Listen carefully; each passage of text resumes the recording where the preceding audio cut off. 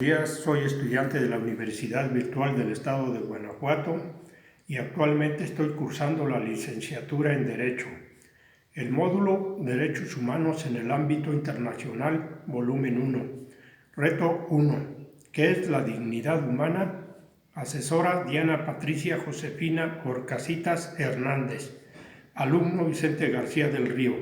Matrícula 21.035.067. Con fecha de hoy, 24 de octubre del 2024, el concepto de dignidad humana hace referencia al ser humano. Toda persona tiene dignidad humana, independientemente de si el Estado lo reconozca o no. Ese derecho es una obligación, como menciona Manuel Atienza, y están cimentadas en la dignidad que nos corresponde por el simple hecho de ser humanos.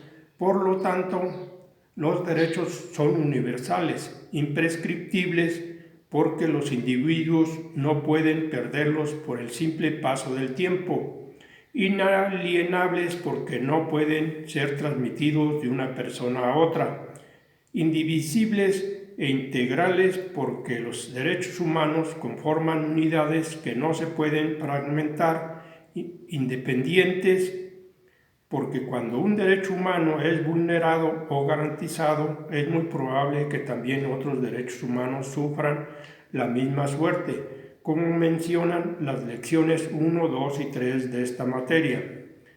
Para entender la dignidad humana, coincido con Manuel Atienza en hacer un resumen histórico en diferentes épocas para su mejor comprensión, donde se mencionan los derechos humanos y siendo un tema más reciente, la dignidad humana, con derechos y obligaciones para desarrollarse como persona, con igualdad y principios morales de manera positiva para que el hombre camine de manera erguida. Los seres humanos no deberán ser tratados como máquinas o instrumentos como sucedía anteriormente en las fábricas, en el campo y en otras actividades que desarrollaba a las órdenes de un patrón que no los consideraba iguales como seres humanos.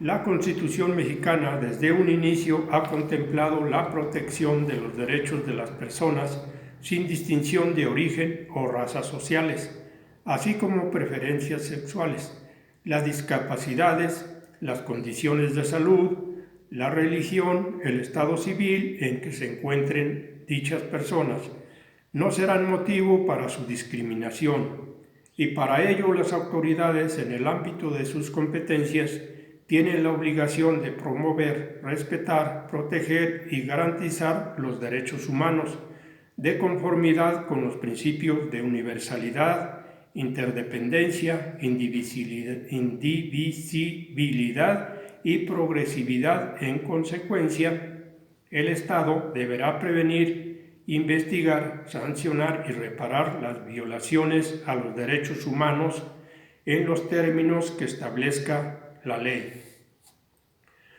Las normas relativas a los derechos humanos se interpretarán de conformidad con esta Constitución y los tratados internacionales de la materia, favoreciendo a las personas en todo tiempo la protección más amplia. Por lo tanto, queda prohibida la esclavitud en los Estados Unidos mexicanos y los esclavos del extranjero que entren al territorio nacional alcanzarán por el simple hecho su libertad y la protección de las leyes.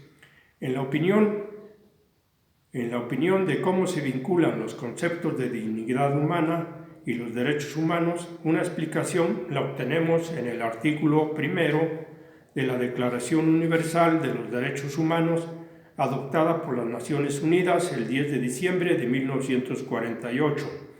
Inicia con la siguiente afirmación: todos los seres humanos nacen libres e iguales en dignidad y derechos.